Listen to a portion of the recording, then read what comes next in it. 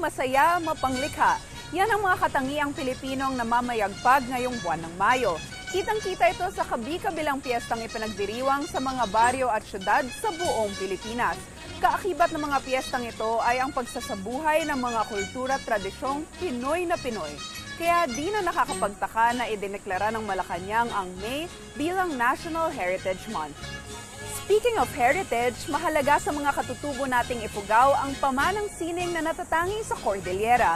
Dahil dito inorganisa ang Tamawan International Arts Fest. Tingnan natin ang happening sa kanilang 5th year dito sa Tatak, Pinas.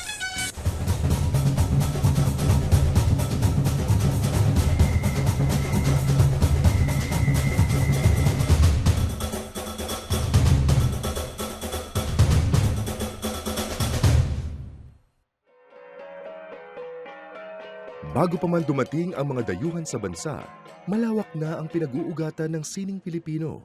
Malaki ang ginagampanan nito sa paghubog sa pamumuhay ng mga katutubo noon. Ngayon at makabago na ang takbo ng panahon, bawat isa ay may kanya-kanyang uri ng pagpapahalaga sa yamang kulturang ipinamana sa atin.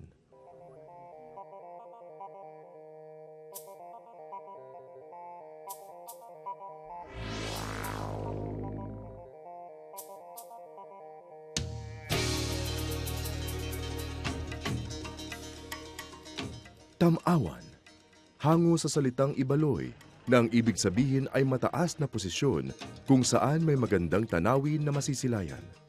Noong araw, pawang kabundukan lang ang tanaw sa lugar na ito. Ngayon, isa na itong tourist spot kung saan nagtitipon-tipon ang magagaling na Pinoy artists para buhayin ang ating katutubong tradisyon. Ang kahalagahan ng Tamawan Village dito sa amin ay dito na ipapakita ang kultura at tradisyon ng ating mga kababayan, lalo na sa mga Cordillerans. Nagkaroon na kami ng mga iba't ibang aktibidad, nagkaroon na kami ng mga Tamawan Village artists, mayroon na mga hats, saka mayroon na kami mga cultural performers. Sa palagay ko ay nagkaroon sila ng parang namangha sila dahil may kakaibang kultura na pwede natin ipakita. At bilang bahagi ng paggunita sa National Heritage Month, isinasagawa ng National Commission for Culture and the Arts ang Tamawan International Arts Festival. Sa ika-5 taon ng selebrasyon, ramdam na ang lumalawak na interes ng mga Pilipino sa kulturang sining. Ang resulta, konkretong pagpapahalaga sa ating tradisyon at paniniwala. I'm so happy that the young people are very receptive to our invitations and they got a higher level of awareness now on how they can protect and promote the cultural heritage.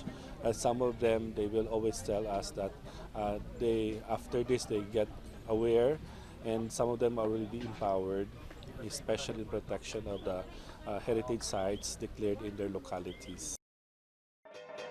Mula sa bawat sulok ng bansa, trending na, lalo na sa mga kabataan, ang pambihira at kakaibang estetiko ng ating katutubong kasanayan. Actually, there's a growing awareness on the part of the Filipinos, especially the young people, regarding the importance of the cultural heritage of our country. They are always the future of the nation. And that's why sabi ko kailangan itawid natin yung pamanang Pinoy sa mga kabataan. Naging tampok din sa Arts Festival ang cultural performance exhibition ng mga college students kung saan isinabuhay nila ang ating matandang kultura sa makabagong sining na nakalakihan nila.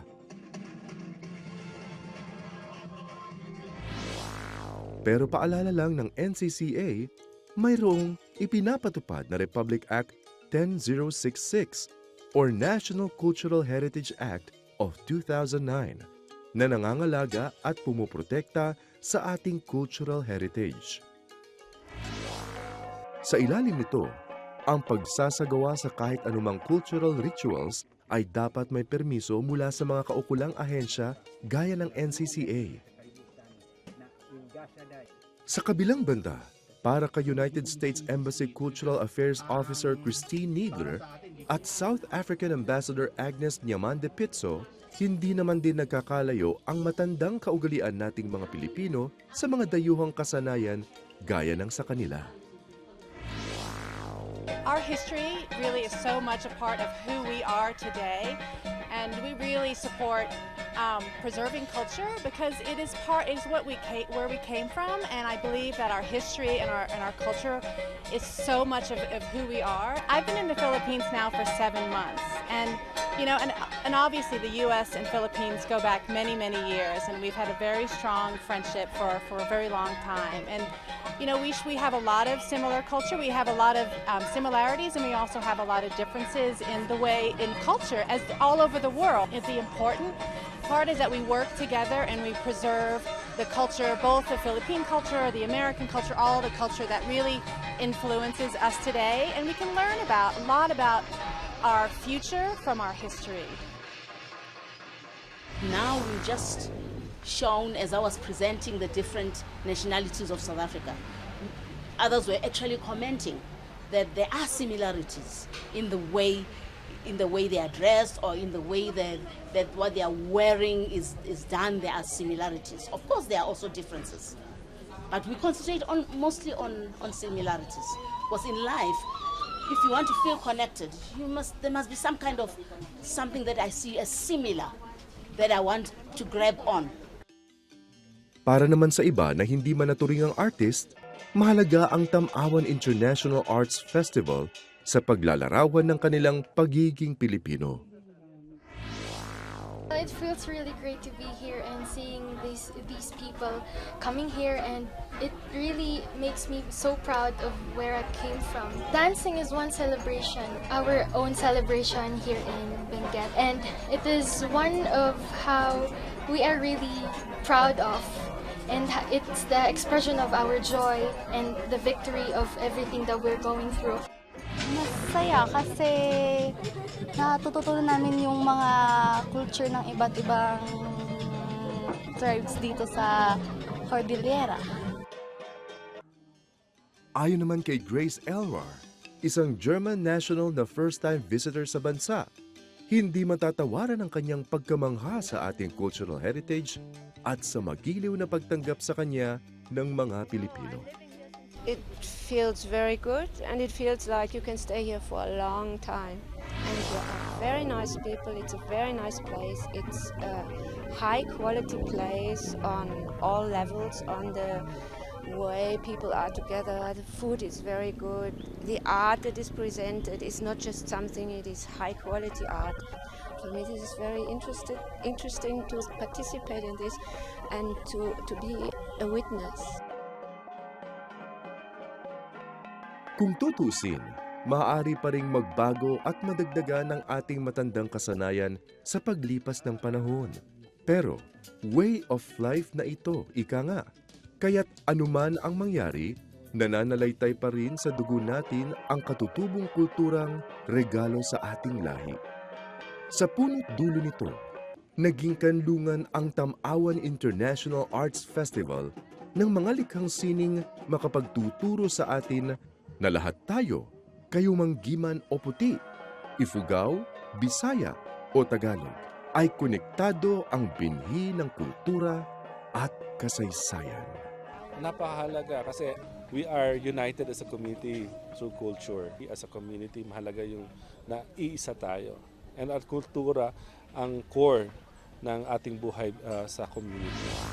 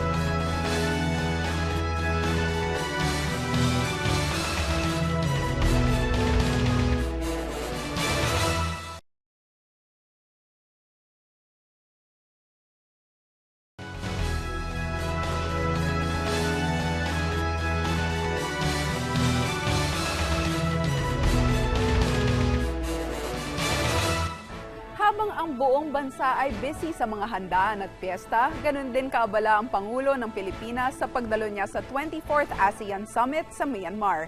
Let's get updated on this event in First Agenda.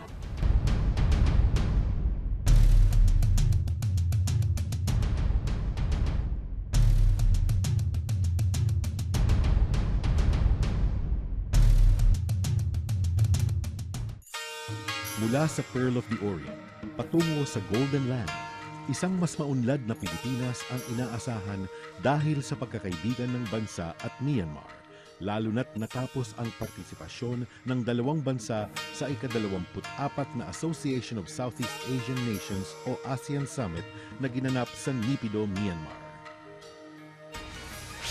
Ngayong hapon po, lilipad tayo tungo sa lungsod ng Naypyidaw sa Myanmar upang dumalo sa ika-24 na ASEAN Summit.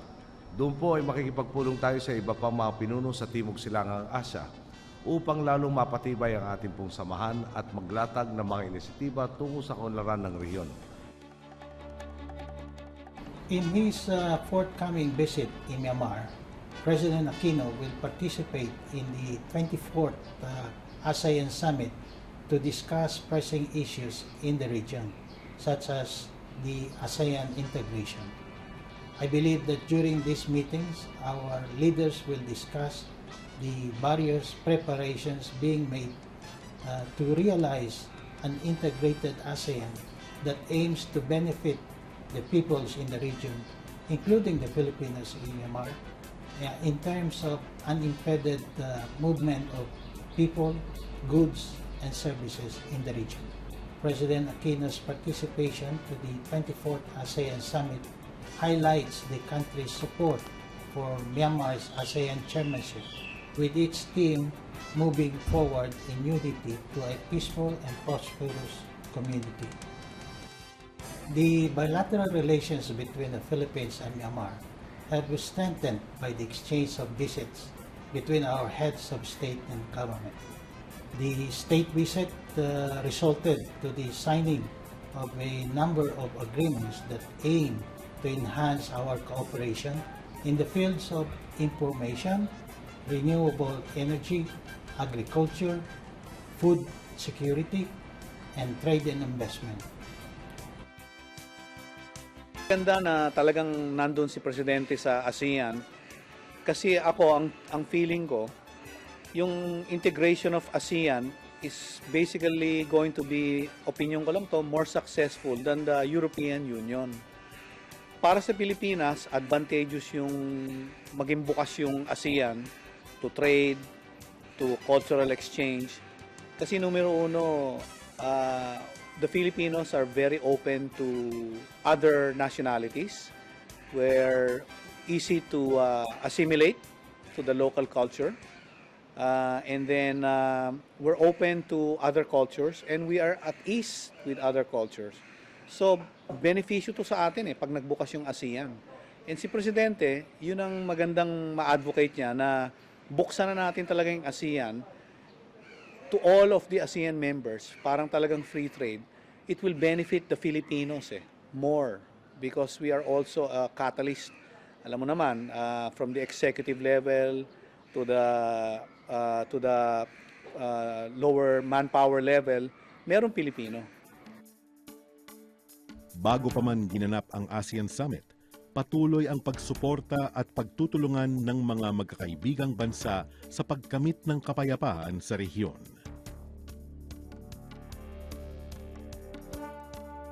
I believe Binyaga is one venue for the Philippines to realize the goals of the Comprehensive Agreement on Bangsamoro, to promote lasting peace and sustainable development in Southern Philippines through the promotion of enhanced connectivity and the facilitation of trade and investment between Southern Philippines and Palawan, Brunei Darussalam, Indonesia, and Malaysia.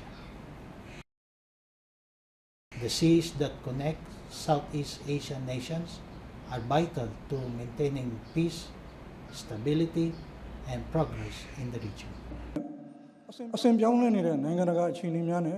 We congratulate the Philippines, Malaysia, Indonesia, and the ASEAN member states who have contributed towards this achievement. All ASEAN member states extend their full support for the efforts to achieve lasting peace in Mindanao.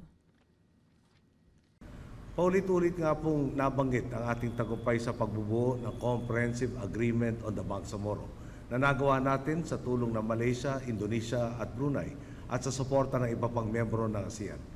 Isa po itong matingkad na patunay na gaano man katagal ang hidwaan, maaari itong matuldukan kung may pagtitiwala at kooperasyon sa pagitan ng bawat panig at may kontekstong sumusuporta sa mapayapang dialogo.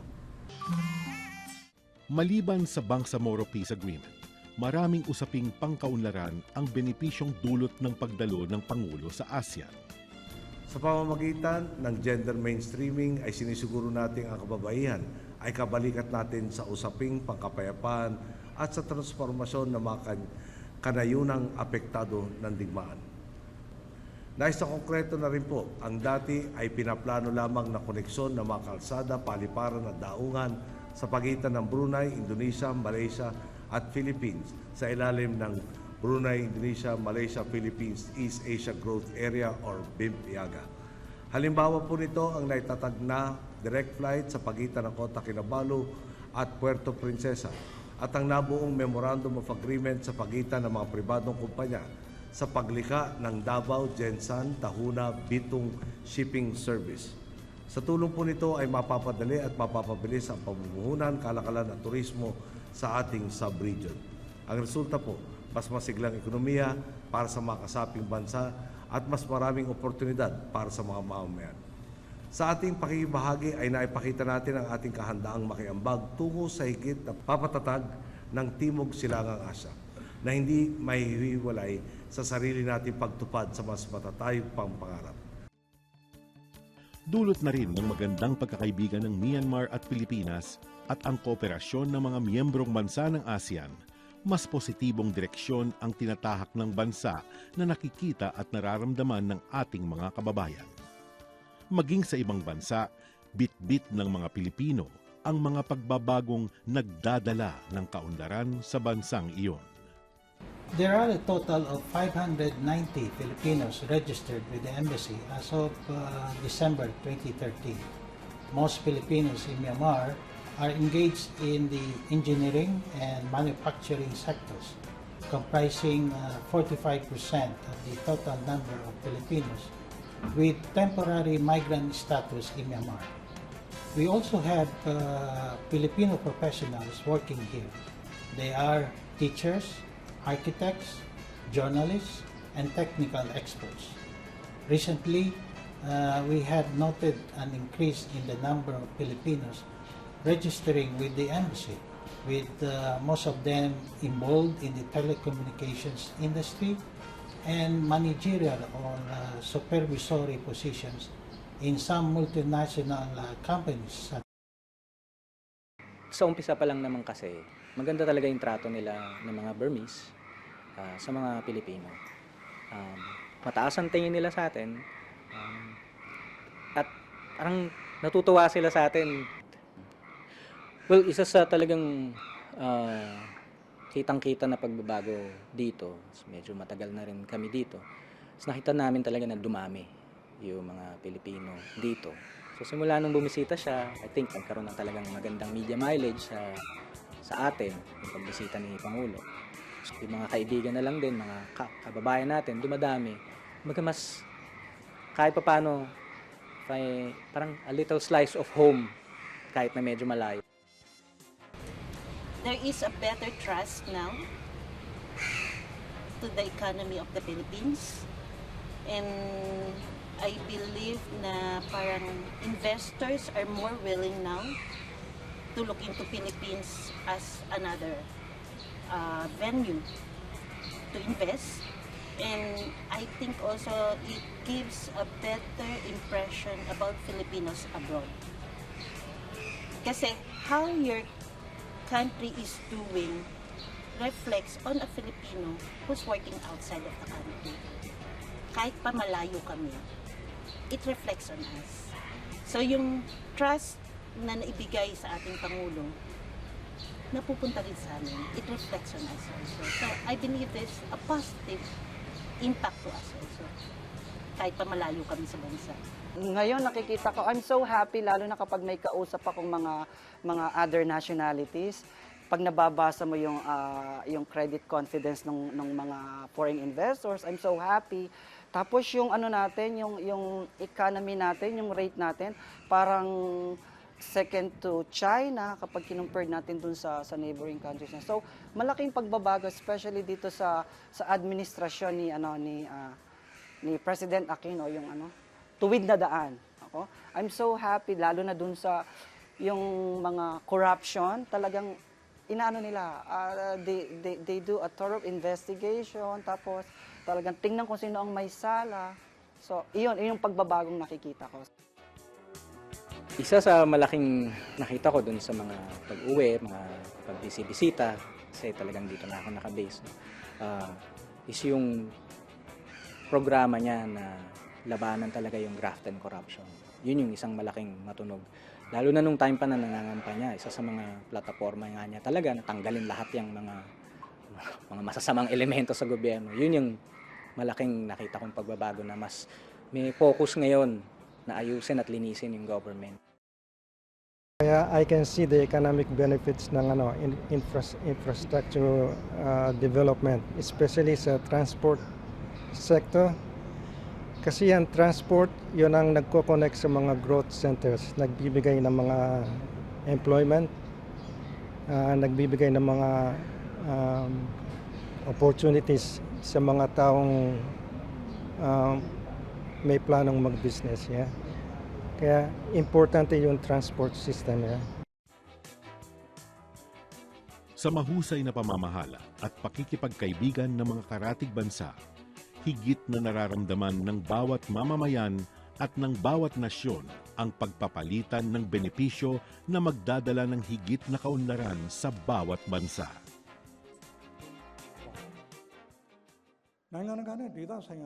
The tasks ahead are arduous and challenging, notwithstanding the difficulties and challenges of the future.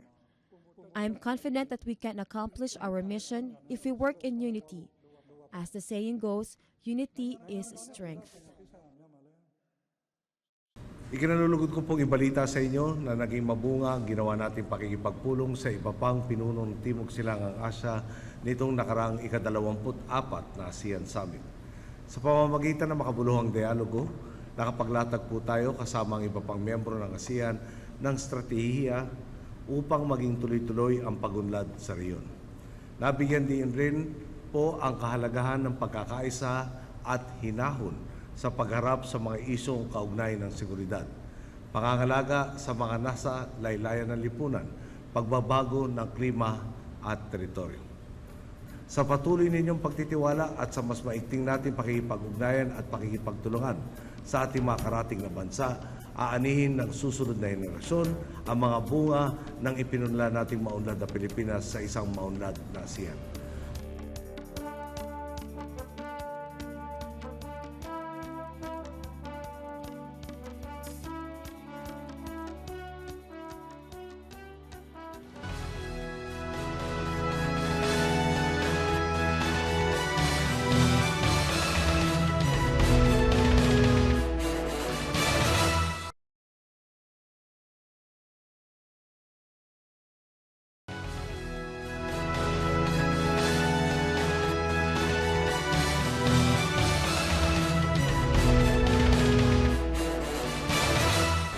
Mula sa pagiging litratista ng kilusang New People's Army, siya na ngayon ang hepe ng Malacanang Photo Bureau at kliyente niya ang Pangulo ng Pilipinas. Alamin natin ang kwento ni Tata Hill sa kanyang huling pitik.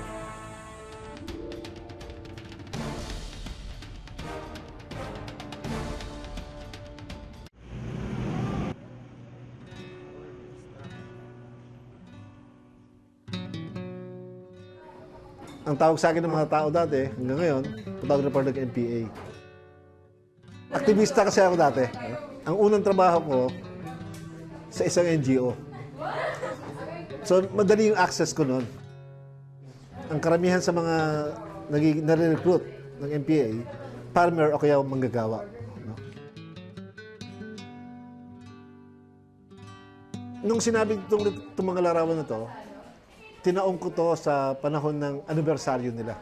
Yun pa yung gusto kong ipakita eh. Ang larawan, hindi lang dapat yan yung peak ng pangyayari. Dapat ipakita din natin yung mga behind the scene ng buhay nila ron. So meron dyan nangingisda, meron nagtitraining, may nagluluto, may mga iba-iba. So yung buhay nila na hindi lang putukan. Na itong mga to, tao rin sila na nabubuhay na katulad natin. Ang negative dati, may number yan bawat shot. May 1 hanggang 36. Kaya ako sinabing huling pitik to, kasi karamihan dito, last frame. Actually, meron pa siyang ibig sabihin ng last frame, ng huling pitik ko. No? Ito na kasing huling pitik ko sa kanila. Nung aktivista ako, nung tibak ako, ang hinihingi ko naman pagbabago. No? Sa panahon ni Pinoy talaga, nakita ko meron siyang tinutulak ng pagbabago. So, naniniwala ako sa panahon ni Pinoy na nakakatulong ako sa hinihingi niya pagbabago. Sa ibang paraan nga lang. Ako yung ako yung chief photographer ngayon ng Malacanang Photo Bureau. So, ang trabaho ko talaga, na gustong-gusto ko, noong ko pa pangarap yan, makapagtrabaho sa Pangulo at i-document through photos ang buhay niya. Gusto ko maglabas ng libro tungkol sa presidente para makita ng ibang tao, makita ng buong mundo, no?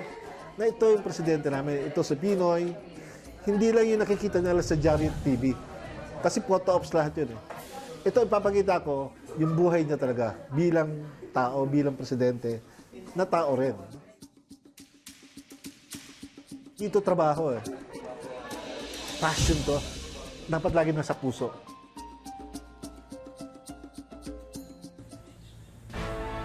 Isang malaking karangalan sa Pilipinas ang pagbisita sa bansa ng isa sa pinakamakapangyarihang leader sa buong mundo. Tunghayan natin ang pagkita ni Pangulong Aquino at US President Barack Obama sa Malacanang at ang iba pang pinagkaabalahan ni Pinoy nitong nakaraang buwan sa Executive Summary.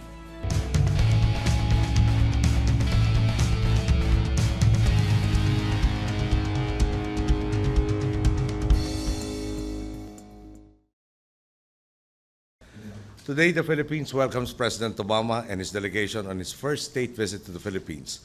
The United States is a key ally, a strategic partner, and a reliable friend of the Philippines. And I'm proud to be here as we mark the 70th anniversary of the Battle of Leyte Gulf, when Americans and Filipinos fought together to liberate this nation during World War II. Now, all these years later, we continue to stand shoulder to shoulder to uphold peace and security in this region and around the world.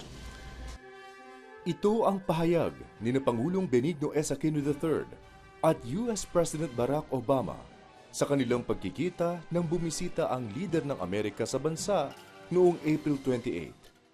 Sa joint press conference na isinagawa sa Palasyo ng Malacanang, pinasalamatan ni Pangulong Aquino si President Obama para sa suporta ng Estados Unidos sa mga hakbangin ng gobyerno ng Pilipinas na gawing makabago at palakasin ang defense capabilities ng bansa.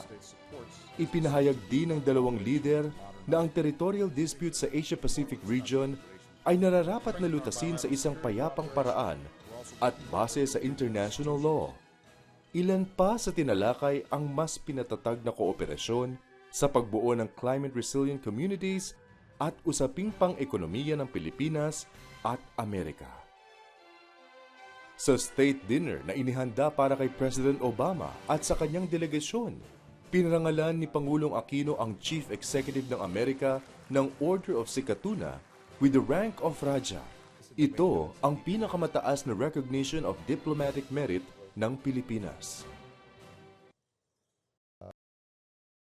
Your presence here today reaffirms the strong bond between our nations. As a friend and partner of the Filipino people, Mr. President, you have demonstrated an unwavering commitment to the growth and development of our nation. You bring that same strength and solidarity to our alliance. So let me say tonight on behalf of the American people, we are honored and proud to call you an ally and a friend. Naging abala rin si Pangulong Aquino sa iba pang aktibidad tulad ng pag-iinspeksyon sa ilang commuter terminals noong Holy Week para siguruhing maayos ang serbisyong maibibigay sa mga uuwi sa probinsya at magiging ligtas ang kanilang pagbabiyahe. Unang pinuntahan ng Pangulong Aquino ang Ninoy Aquino International Airport Terminals 3 at 4 sa Pasay City. Sunod ang North Port Passenger Terminal Complex sa Manila at panghuli ang 5-Star Bus Company at Jackliner Bus Company Terminals sa Quezon City. Noong April 25, pinamunuan ni Pangulong Aquino ang Philippine Air Force Change of Command na ginanap sa Fernando Air Base sa Lipa City sa Batangas. Sa kanyang talumpati, binigyang pugay ng Pangulo ang outgoing PAF Chief na si Lieutenant General Lauro Catalino de la Cruz sa pangunguna nito sa modernization and transformation programs ng Air Force sa huling 2 taon. Si Major General Jeffrey Delgado ang bagong Commanding General ng Air Force. Miyembro siya ng Philippine Military Academy Class of 1982. Pinangunahan din ni Pangulong Aquino ang Philippine Navy Change of Command sa Sangley Point sa Cavite City. Pinuri niya si outgoing Flag Officer in Command Vice Admiral Jose Luis Alano para sa mga kontribusyon niya sa pagsisiguro sa kapakanan ng hukbong dagat at sambayanang Pilipino. Si Rear Admiral Jesus Milan ang itinalagang bagong Flag Officer in Command ng Pangulo. Bilang pagdiriwang sa Labor Day noong May 1, binisita ni Pangulong Aquino ang ilang electronics and semiconductor manufacturing companies sa lalawigan ng Laguna. Unang nilibot ng Pangulo ang pasilidad ng Testech Incorporated sa Calamba City kung saan ininspeksyon niya ang training and manufacturing facilities nito. Sunod na binisita ni Pangulong Aquino ang Alliance Mansols Incorporated na isang human resources management solutions company sa Binyan at panghuli ang Integrated Microelectronics Incorporated. Kinabukasan, pinangunahan ni Pangulong Aquino ang paglulunsad sa Bohol Fabrication Laboratory Shared Service Facility Project na isinagawa sa Bohol Island State University sa Taglibaran City bilang bahagi ng ginanap na Fab Lab Asian Network Bootcamp and Conference. Ayon sa Pangulo, ang kanyang pagbisita ay naglalayong mailahad ang mga programang magbibigay daan sa pagbangong muli at pag-unlad ng lalawigan ng Bohol, partikular ang micro, small, and medium-scale enterprises sa pamamagitan ng makabagong teknolohiya. Mula Taglibaran, dinaluhan naman ni Pangulong Aquino ang Thanksgiving celebration ng Civil Aviation Authority of the Philippines o CAAP sa Pasay City. Sinabi ng Pangulo sa kanyang talumpati na noong nakaraang taon lamang nang hinamon niya ang CAAP na siguruhing maaalis ang Pilipinas sa watchlist ng European Union at United States. At naisa katuparan nito nang tanggalin ang pagban sa mga biyahe ng Philippine Airlines at Cebu Pacific. Hinikayat ni Pangulong Aquino ang participants ng 34th ASEAN Chiefs of Police Conference na magtulong-tulong na makamit ang bunga ng mga nilagdaang kasunduang pangseguridad sa pagitan ng ASEAN countries. Umaasa siyang magiging mahalaga ang tungkuling gagampanan ng ASEAN-APOL sa pagsasakatuparan ng mga kasunduan na magbubunga ng kapayapaan at seguridad sa ASEAN region. Noong May 15, nagpunta sa Negros Occidental si Pangulong Aquino para sa pagpapasinaya sa San Carlos Solar Energy Incorporated sa San Carlos City at Himoga-an Bridge and Access Road sa Sagay City. Ang Sakasol Project ay naglalayong mapabuti ang power services at paliitin ang climate risks sa bansa, samantalang ang Himoga-an Bridge and Access Road ay magdurugtong sa mga lalawigan ng Sagay at Cadiz. Sa Palasyo ng Malacanang, ilang mahahalagang personalidad ang nag-courtesy call sa Pangulo. Isa na si Sarangani Representative Manny Pacquiao matapos niyang mapanalunan ang laban kay Timothy Bradley Jr. sa Las Vegas, Nevada. Nakipagpulong din siya sa mga miyembro ng Japan-Philippines Parliamentarians Friendship League. Kay outgoing Spanish Ambassador to the Philippines, George Dumec, na ginawaran ng Order of Secatuna with the rank of Grand Cross. at kay Bishop John Lafitte, na Secretary ng Pontifical Council for the Family. Patapos na naman ang matinding summer heat at papasok na ang rainy season.